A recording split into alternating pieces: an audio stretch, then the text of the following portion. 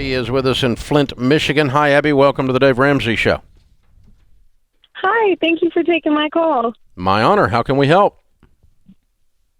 So I am wondering which baby step I'm on, and I'm wondering whether I'm baby step 2 or 4. So a little bit of background. I am in college right now, and I'm in my first year of community college, and I have enough saved for my second year, plus a couple extra thousand. Good for you. And well done. Thank you. So I don't think that I want to get the entire 4-year degree. I think that I'm just wanting to get my associate's degree and then go into the military. But I'm just not sure whether I should start investing or if I should keep piling up the cash in case I do decide to go to university. You should keep piling up the cash in case you decide to go to university. Once you've made the decision, you can decide. If you decide not to go, you have a pile of cash. Okay. There's no downside to that strategy. The baby steps really are for, you're in the middle of your education process, and the baby steps are really for after you get out of education. When you graduate and you're working a job, then you work through the process of building your emergency fund, getting out of debt, and starting to build wealth in your retirement and paying off your house. But right now you have really one goal: finish your education. If that's a 2-year or a 4-year. Okay. That's your only goal. So even like with all my extra money, just let it sit. Yeah, it won't hurt in anything. The account. There's nothing wrong with having a pile of cash when you are ready to make a decision. It helps you to make the decision. If you're broke, you make a different decision than if you're not broke. Yep. You might go into the military kind of, sort of not wanting to because you need the money to eat. Or you might go into the military to serve your country on a very noble thing because you have a complete choice because there's $30,000 laying in your account.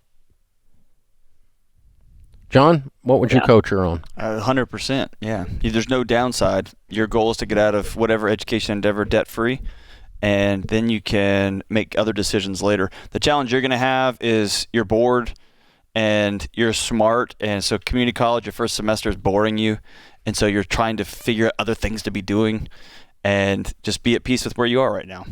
Knock your classes out, learn a lot. If you can get an internship, if you can get a job in the field where you want to be learning, go for it. But just follow the plan, be slow, and enjoy your time. If you're going to go to the military, life's about to change in a drastic way. Or if you go to a 4-year degree and graduate, then life changes. So enjoy where you're at. Okay. Have some peace. You're doing it right. You're kicking butt. You are way, way, way ahead of the game, Abby. Yeah, way ahead. Here's the main reason you're way ahead. Not only are you accomplishing these goals with cash and you're building up some cash, that's impressive. But what's most impressive is most people just do not do life with any sense of intentionality. Mm-hmm. And you're just being very intentional.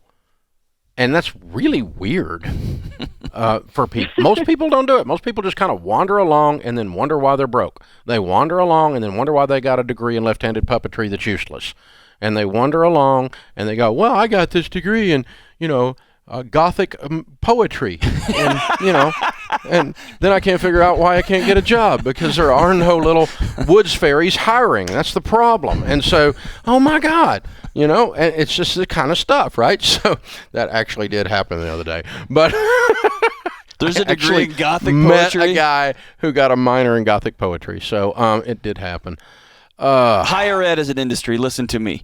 You're doing it to yourself. Stop. That's all.